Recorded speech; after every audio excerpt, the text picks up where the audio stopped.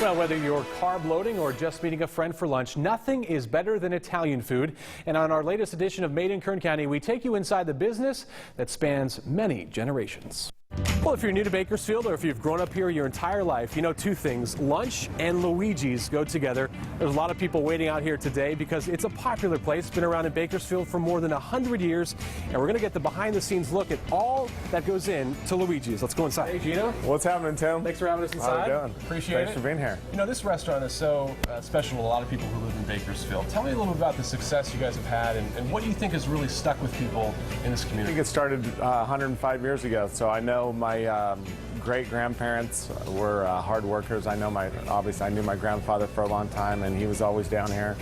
Loved it. It was in his blood to cook and make people happy. Now, a big part of Gino Valprado's life, who's in charge of keeping the business his relatives started near the turn of the century thriving. But to understand the popular Bakersfield landmark, you need to know its history.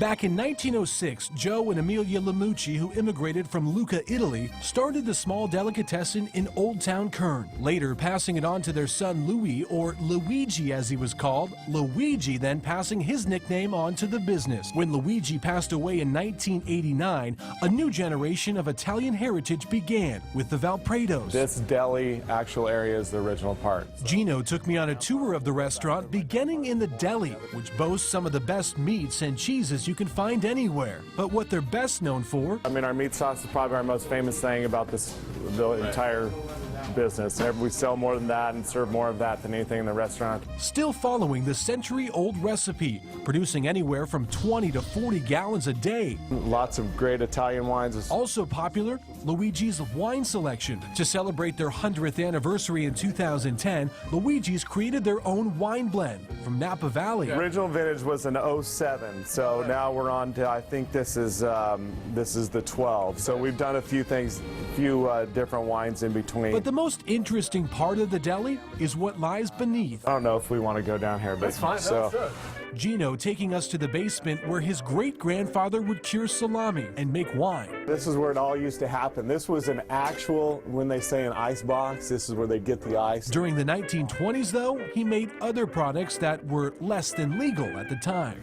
Yeah, a few other things were made down here. Once we came above ground, Gino took us to what is now their prepping room. For his grandfather, this room, though, is where it all began. This small little room, and this is also where I was telling you where my grandfather was born, in this back room. And next to that room, a bustling kitchen. Expanded over the years, the place where cooks create some of Luigi's favorite menu items, from the famous New York steak and pasta to their slow-cooked ribs on Friday and Saturday. So at one point, it was just this tiny little area where Patty's stand in. This was the only section. Within reach is Luigi's bar. We have a lot of the oldest pictures in here.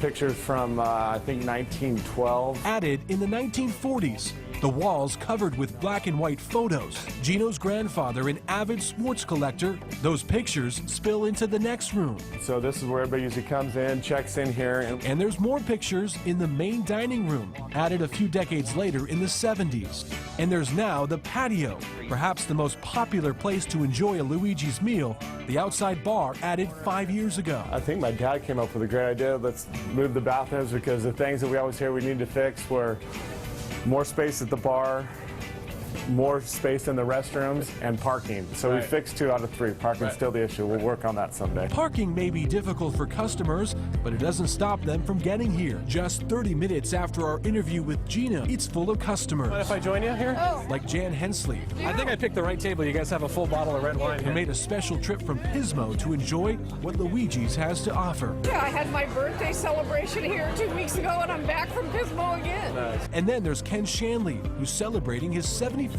birthday. It's a destination place for us.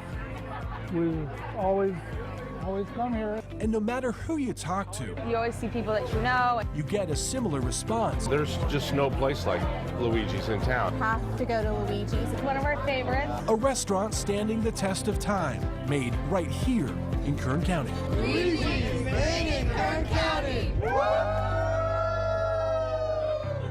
Boy, that that was a fun one. If you have ideas on where you should travel for our next Made in Kern County segment, submit your idea through our website by clicking on the Made in Kern County section or through our mobile and tablet apps. And a special treat for Thanksgiving, we're running a Made in Kern County food edition. You can help us pick the stories that will air by voting online for your favorites. That is on KERO23.com. You know, I love these stories, but I do not love when they run. I know, 6:20. Right when we're the hungriest. Where are the samples? Yeah. There's never any I know, I sample. need to bring you guys samples next time. You know what? We're going to get samples, Jackie, when it's a Made in Kern County company that makes dog food or something.